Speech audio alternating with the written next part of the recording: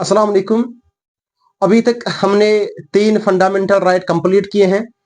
Right to equality पढ़ा हमने, जिसमें आर्टिकल 14 से आर्टिकल 18 तक आते हैं। राइट टू फ्रीडम हमने पढ़ा आर्टिकल 19 से आर्टिकल 22। राइट अगेंस्ट एक्सप्लॉयटेशन में आर्टिकल 23 और आर्टिकल 24 पढ़ा हमने। आज की वीडियो में हम बात करने वाले हैं और एक फंडामेंटल राइट की, right to freedom of religion, जिसमें आर्टिकल 25 से आर्टिकल 28 तक आते हैं। ठीक है ना। आर्टिकल 25, 26, 27 और 28, ये 4 आर्टिकल जो है ये हमें एक फंडामेंटल राइट देते हैं, जिसको हम कहते हैं right to freedom of religion. ठीक है ना। इसका मतलब क्या हुआ, right to freedom of religion? इसका मतलब हुआ कि all the citizens of India, जो भी हिंदुस्तान में सिटीजन रहते हैं, उनको हक है उनको किस चीज का हक है? फ्रीडम ऑफ रिलीजन का। ठीक है ना। एक हो गया उनको राइट टू रिलीजन है, दूसरा हो गया उनको right to freedom of religion है। ठीक।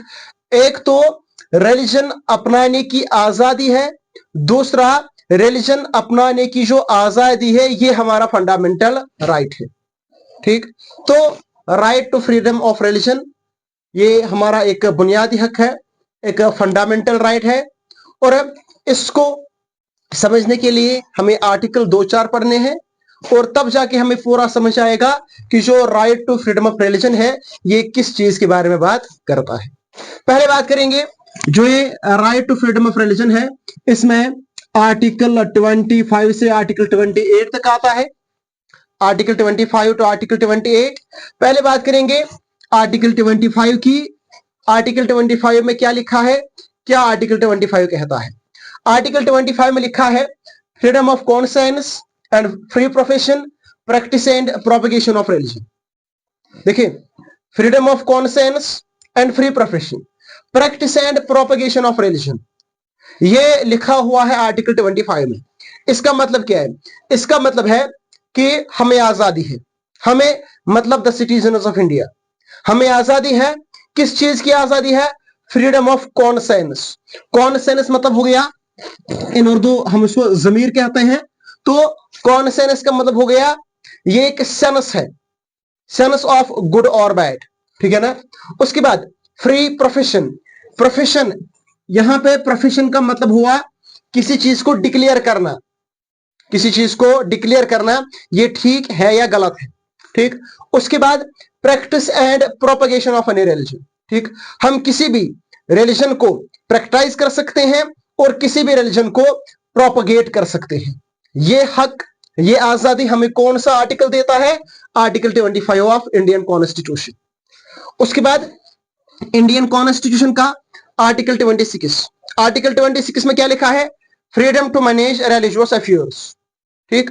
आर्टिकल 26 ऑफ इंडियन कॉन्स्टिट्यूशन, उसमें लिखा है कि जो हिंदुस्तान के सिटीजन है उनको आजादी है कि वो रिलीजियस अफेयर्स को खुद मैनेज करें।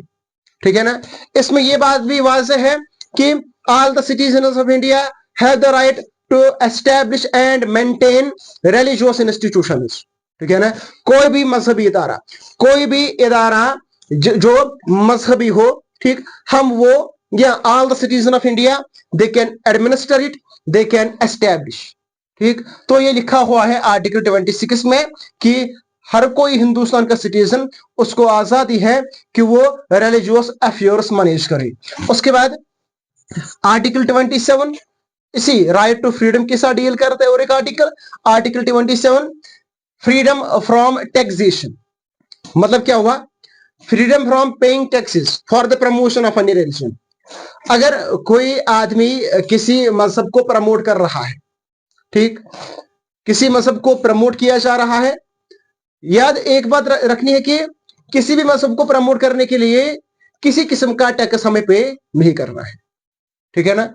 किसी भी किस्म का टैक्स पे नहीं करना है किसी भी मजहब को प्रमोट करने के लिए, whether a person is Muslim, whether a person is Hindu, a Sikh, a Christian और एनी अदर। आजादी है कि वो अपने मजहब को प्रमोट करे। और जो ये आर्टिकल 27 है, इसमें लिखा क्या है? इसमें लिखा है कि किसी भी किस्म का जो टैक्स है वो पे नहीं करना होगा for the promotion of any religion. ठीक, उसके बाद आर्टिकल 28 इसी right to freedom of religion के साथ डील करता है। और इस आर्टिकल 28 में क्या लिखा है? Freedom from attending religious instructions और worship in certain educational institutions. इसका मतलब क्या हुआ? इसका मतलब है कि कोई भी